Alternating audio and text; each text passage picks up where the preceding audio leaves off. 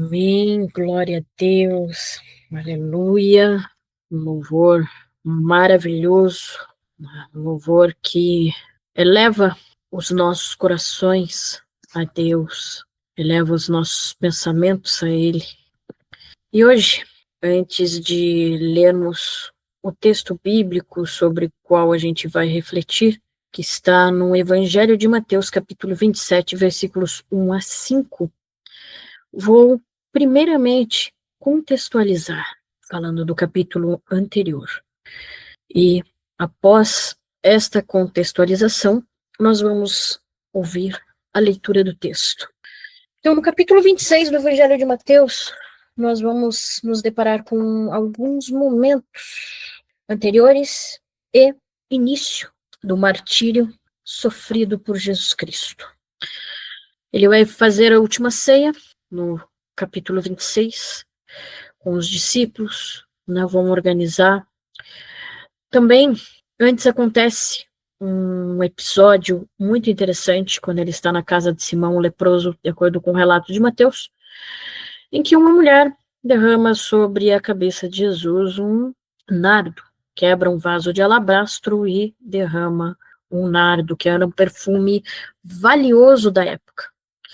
E o que aconteceu, né? Jesus, de acordo com o Evangelho de João, esse mesmo relato ele acontece na casa de Lázaro, né? E quem recrimina é Judas. Judas recrimina recrimina a mulher por ter feito isto, por ter desperdiçado o perfume.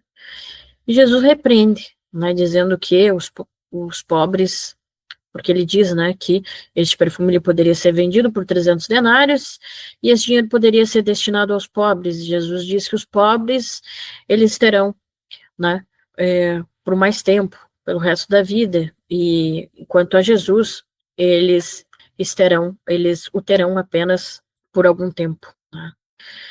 E, inclusive, ele até fala, isso a gente vai ver detalhado no Evangelho de Mateus, que o ato dessa mulher seria lembrado, né, quando fosse relatado essas histórias. E voltando a Mateus capítulo 26, Judas vai ter com os sacerdotes, com os chefes dos sacerdotes no templo, e pergunta a eles, né, o que ele ganharia, né, para entregar Jesus. E ali, os chefes dos sacerdotes, eles prometem a Judas 30 moedas de prata. Então, a partir desse dia, Judas começa a pensar em uma forma de entregar Jesus. Então, o que acontece? Neste período, acontece a ceia, Jesus ainda fala também, né, mais de uma vez, diz que ele será traído. Neste capítulo, ele também comenta que ele será negado. Né? E neste capítulo, ele diz que quem o trairá é aquele que estava comendo com ele do mesmo prato. Né? E Judas come com eles. Ali no Evangelho de Mateus, ele não fala, né, que ele sai. Ele fala mais no Evangelho de João, né, que ele pega. João detalha um pouco mais essa situação. E Judas, ele, né, come ali o pão e sai e vai atrás dos chefes dos sacerdotes, né, para poder entregar Jesus. E depois de cearem, né, eles vão para o Monte das Oliveiras, cantam um hino, e depois eles vão para o Getsemane. Então, Jesus leva consigo Pedro e os dois filhos de Zebedeu, Pedro, João e Tiago. E lá vai orar e pede para que eles vigiem. E aí ele tem aquele momento em que ele está aflito, que ele está profundamente triste, pede a Deus que afaste dele o cálice, se possível, mas que seja feita a vontade do Pai. E mais tarde aparece Judas, né, com várias pessoas, com vários oficiais e armados de pau. Judas beija Jesus e aqueles oficiais, aquelas pessoas que estavam ali com ele, o agarram. E aí o levam para o sinédrio, a todo um interrogatório, e o humilham, o açoitam e condenam, né? Decidiram condenar Jesus, para poder resumir, toda a história. Inclusive, até recomendo que vocês leiam todos os evangelhos, mas é interessante ler este capítulo 26 de Mateus. E no 27, eles resolvem entregar Jesus a Pilatos, né? Porque o sumo sacerdote, né? O sumo sacerdote quer, e também os doutores da lei, querem, por todavia, crucificar Jesus, querem, por todavia, condenar Jesus, por não crerem que ele é o Messias. E assim o levam a Pilatos. Neste capítulo anterior também acontece que Jesus ele prediz a Pedro que ele o negará, né? Porque ele fala que tanto ele quanto os demais discípulos o abandonarão, né? No momento em que ele fosse, né? No momento da crucificação. E assim acontece quando Jesus é pego, né? E Pedro também o nega, né? Jesus disse que antes que o galo cantasse, ele o negaria 3 vezes. E assim também acontece com Pedro. Pedro nega Jesus. E depois que ouviu o galo cantar, lembrou-se das palavras do mestre e chorou amargamente. Agora, tendo dado uma breve contextualização, vamos ler dos versículos 1 ao 5 do capítulo 27. De manhã cedo, todos os chefes dos sacerdotes e líderes religiosos do povo tomaram a decisão de condenar Jesus à morte. E, amarrando-o, levaram-no e o entregaram a Pilatos, o governador. Quando Judas, que o havia traído, viu que Jesus fora condenado, foi tomado de remorso e devolveu aos chefes dos sacerdotes e aos líderes religiosos as 30 moedas de prata. E disse: pequei, pois traí sangue inocente. E eles retrucaram: que nos importa? A responsabilidade é sua. Então Judas jogou o dinheiro dentro do templo e, saindo, foi e enforcou-se. Amém.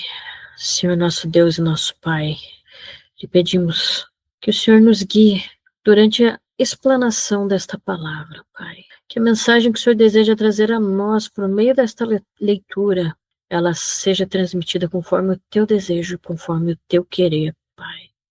Que teu Espírito Santo se mova neste culto e que seja falado apenas aquilo que vem de ti e nada daquilo que venha de mim, Pai. Que essa palavra ela possa entrar e frutificar no coração de todos, tanto que estão aqui presentes, quanto que irão assistir este culto online, Pai. E que possamos tirar um bom aprendizado dessa palavra, que possamos discernir e que possamos crescer cada vez mais espiritualmente com a mensagem que será trazida. Lhe rogamos, em nome de Jesus. Amém. Bom, como vimos no capítulo, nestes primeiros versículos, Judas ele foi tomado de remorso. Judas ainda não tinha, até então, não tinha caído a ficha de Judas que ele tinha traído sangue inocente. Provavelmente, ele esperava de Jesus que ele fosse se libertar, que ele fosse mostrar os seus poderes. Provavelmente, a intenção de Judas, quando entregou Jesus aos sacerdotes, é que Jesus provasse para eles que sim, ele era o Messias prometido e o rei dos judeus, né? Talvez o próprio Judas esperasse que Jesus viesse trazer a libertação ao povo de Israel, conforme fez Moisés, conforme fizeram outros libertadores, né? Conforme fez Davi quando foi rei também. Então, provavelmente ele esperava, tinha a mesma expectativa que os sacerdotes tinham, que os doutores da lei tinham, e ele decidiu entregar Jesus esperando uma reação, né? Não entendemos o motivo. Sabíamos que isto ia acontecer. Jeremias, inclusive, previu, né, isso, cumpriu as escrituras dos profetas. Tanto em relação à crucificação de Jesus, quanto em relação à traição dele. Mas vamos falar um pouco sobre quem é Judas, quem foi este personagem, este apóstolo que traiu Jesus. Ele era um dos 12 discípulos que Jesus chamou Judas Iscariotes, e ele era o responsável pela bolsa do dinheiro, conforme João relata no seu Evangelho, capítulo 4, capítulo 12, versículos 4 a 6, principalmente que é aquela história mesmo do perfume, e inclusive João diz que Judas ele cuidava da bolsa do dinheiro e lá ele retirava recursos porque ele era ladrão. Jesus, ele informa, né, no Evangelho de João tem este relato que ele escolheu os 12 discípulos, isso no capítulo 6, versículos 70 e 71, que ele escolheu os 12 discípulos, mas que um deles é o diabo. Marcos, no capítulo 10 de seu Evangelho, capítulo 14, versículo 10 e 11, também relata sobre Judas ir encontrar o chefe dos sacerdotes para entregar Jesus no templo e que eles o prometem dinheiro. E assim mesmo um relato, no relato de Marcos a gente vê um pouco mais de detalhes, e no capítulo 26 de Mateus a gente tem a informação que eles fixam o preço de 30 moedas de prata, né? Mateus 15 e 16. Judas, aparentemente, se a gente for ler todos os evangelhos, ele parece uma pessoa muito sensata. A gente não vê nenhum desequilíbrio dele, né? Igual acontece, por exemplo, com João e Tiago, quando Jesus está montado na jumentinha e está sendo aclamado, e que os mestres da lei eles vão reclamar sobre isso, né? E Jesus diz, né, que se eles não aclamassem, as pedras falariam no lugar, né, se não louvassem. E os discípulos, eles dizem, né, perguntam se ele não gostaria que pedisse que eles orassem para cair fogo do céu para essas pessoas que não compreendiam, que não entendiam a grande importância de Jesus. A gente vê também Pedro, algumas passagens do Evangelho, a gente vê alguns tropeços de Pedro, né? Um deles, o famoso, é quando Jesus está caminhando sobre as águas e ele pede para caminhar junto com Jesus e ele assim vai, caminha, mas de repente a fé lhe falta e ele afunda e ele pede ao mestre que o ajude e ele se levanta.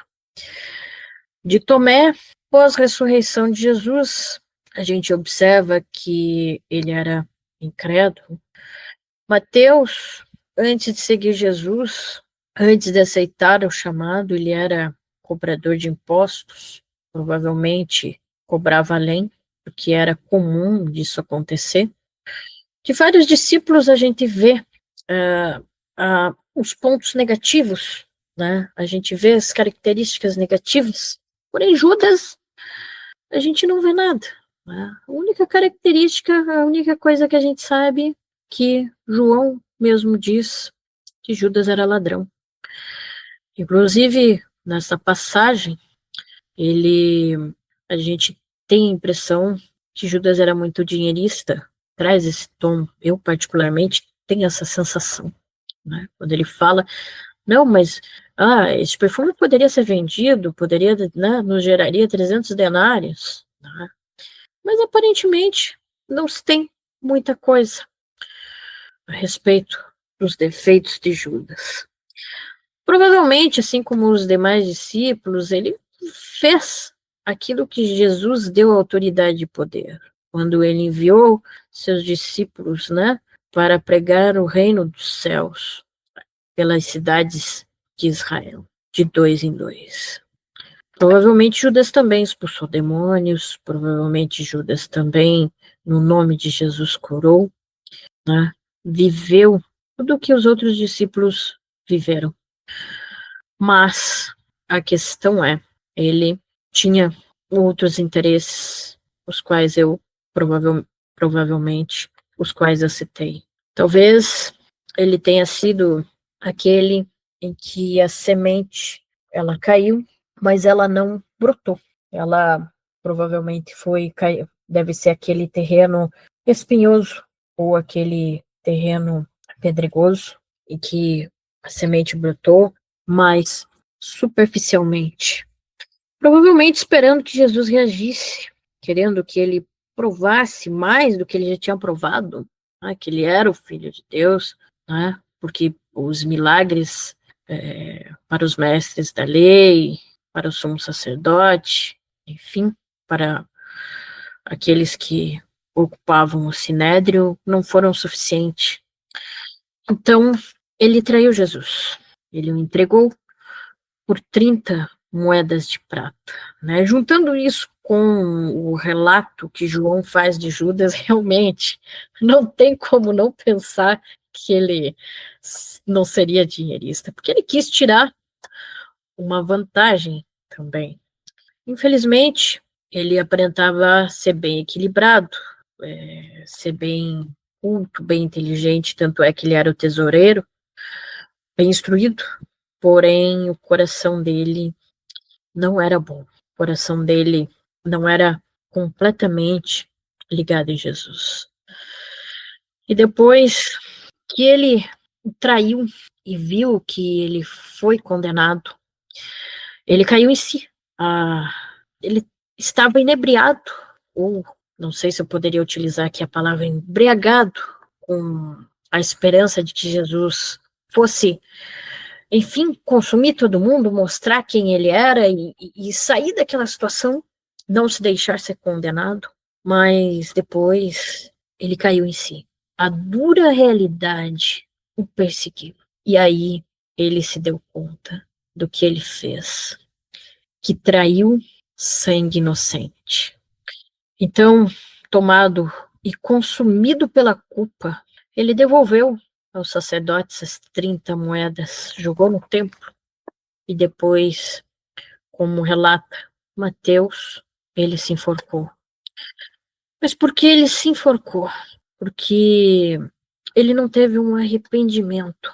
A culpa o consumiu de tal maneira que, ao invés de pensar em pedir perdão para Deus, de pensar em aguardar, em tentar trabalhar com essa culpa, em tentar entender, assumir, elaborar, ele se deixou consumir.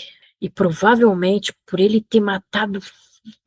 ter sido responsável pela crucificação do Filho de Deus, ainda que ele soubesse que isso ia acontecer, por ele ter sido próximo, ter andado com Jesus, isso deve tê-lo consumido e muito, mas consumido a tal ponto que ele não encontrou uma outra solução a não ser tirar a própria vida, como também os profetas haviam descrito que aconteceria.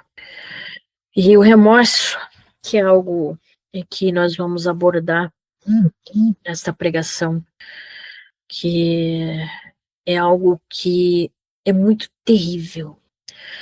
Ele pode durar de forma temporária, ou pode durar anos e anos e levar a pessoa a um estágio de autopunição. Porque o sentimento do remorso, ele é um sentimento de culpa, mas é uma culpa muito grande que você sente porque você transgrediu, você quebrou, enfim, alguma lei moral, você fez algo que você não deveria ter feito. Isso às vezes causa uma culpa enorme. Eu digo que o remorso, ele é também a ausência do auto-perdão, porque ele pode chegar a um estágio em que você não consegue, você acha que você não merece o perdão, você não se sente merecedor do perdão. E é um sentimento que causa muita angústia, é um sentimento dolorido que consome o peito, dói o peito, causa uma tristeza profunda, ele causa abatimento, e às vezes pode fazer você se autopunir, se autoflagelar. E o remorso também, podemos dizer que ele é a falta de coragem da gente pegar aquilo que aconteceu assumir a nossa culpa e pedir perdão a Deus por aquele ato que a gente cometeu. E com isso ele nos persegue, né? E a vergonha, porque o remorso ele também gera vergonha.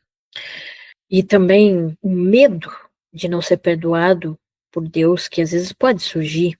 O inimigo, ele é ótimo em insuflar ideias na mente da gente, insuflar pensamentos, em acusar, em nos tentar convencer de que somos indignos.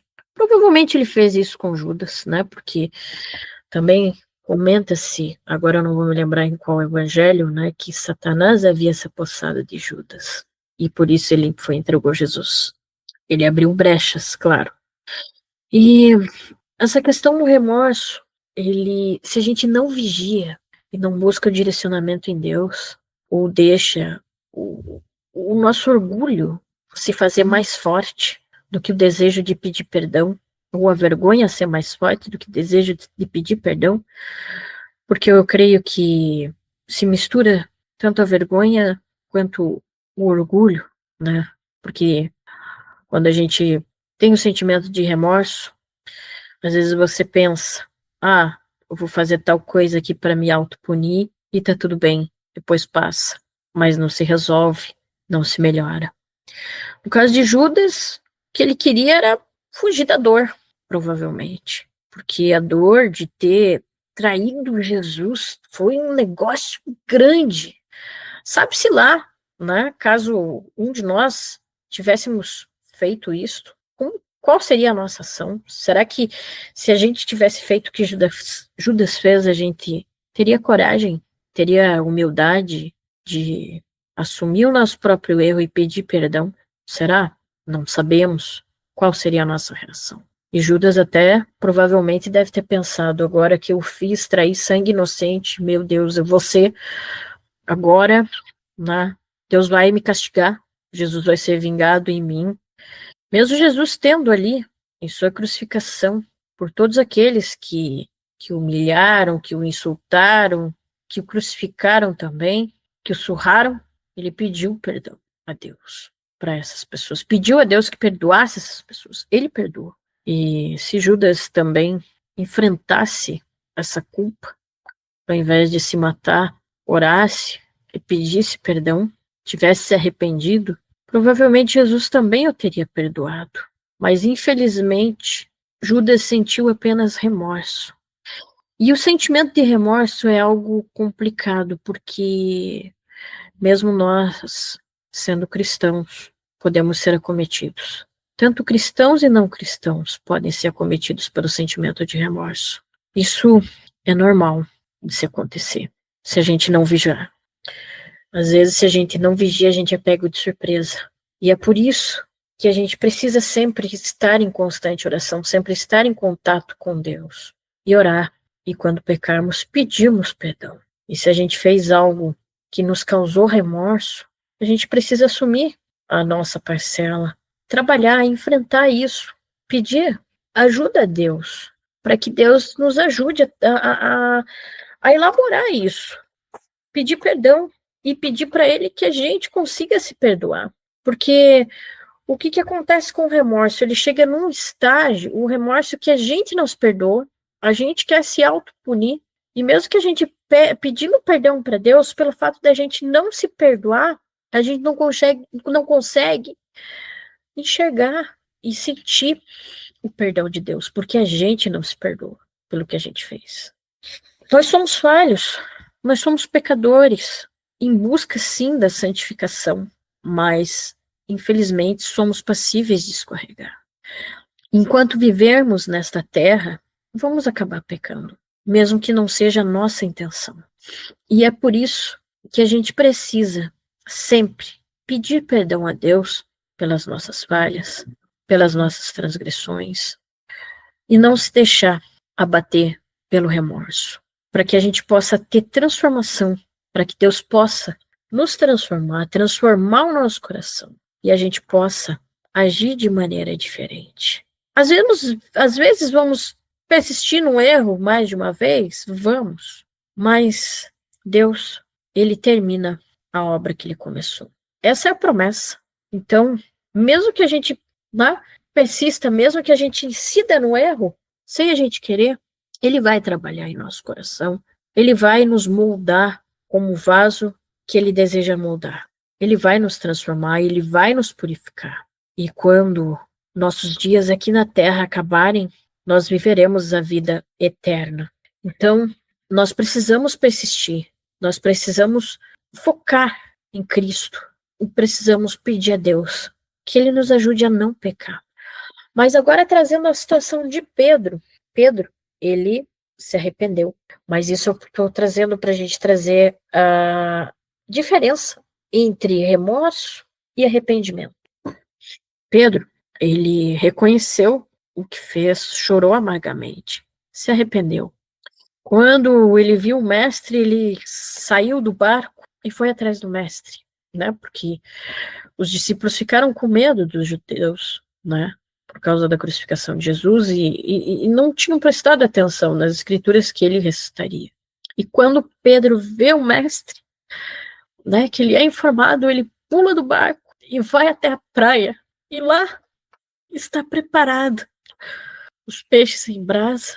Jesus, ele tem aquele diálogo com Pedro e para restaurar, para curar aquela ferida que Pedro teve por tê-lo negado, porque Pedro achou que pela própria força ele se garantia, e por ele achar que se garantia, foi que ele acabou negando Jesus. E Jesus pergunta para ele 3 vezes se ele o ama. E a terceira, Pedro diz, tu sabes. E ele pede para que ele apacente as ovelhas, para que ele cuide das ovelhas. E no final desse processo restauratório, de reconciliação, Pedro se torna o líder dos discípulos. E depois, quando Jesus sobe aos céus, e quando eles recebem, porque os apóstolos oram pela vinda do Espírito Santo, Pedro, cheio do Espírito Santo, também se enche de coragem. Vai pregar o evangelho, morre por amor a seu mestre, é crucificado de cabeça para baixo. E também nos presenteia com as suas cartas que compõem o Novo Testamento.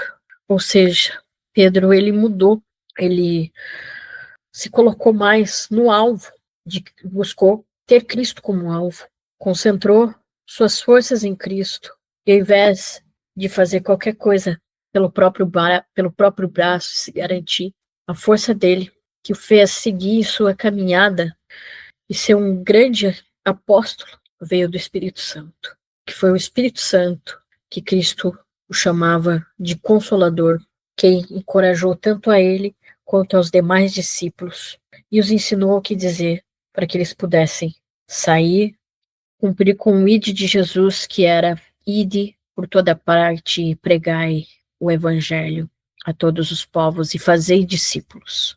E assim aconteceu, e assim o alicerce da igreja foi levantado. Portanto, mesmo que a gente transgrida, mesmo que a gente peque, caso nosso coração esteja endurecido e a gente não se sinta arrependido, precisamos pedir perdão a Deus. Precisamos pedir a Ele que nos leve ao arrependimento, que quebrante o nosso coração. E é somente dessa maneira que nós conseguiremos vencer e conseguiremos evoluir. Então, eu agradeço a oportunidade e que possamos aproveitar este momento, este feriado, para aprofundarmos a nossa intimidade com Deus e para que possamos, além de aprofundar essa intimidade, refletir sobre a paixão de Cristo e sobre a sua ressurreição e tirarmos dela grande aprendizado. Agradeço a todos e agradeço primeiramente a Ti, Pai, por esta pregação, por esta palavra, e que este culto seja agradável a Ti. Amém.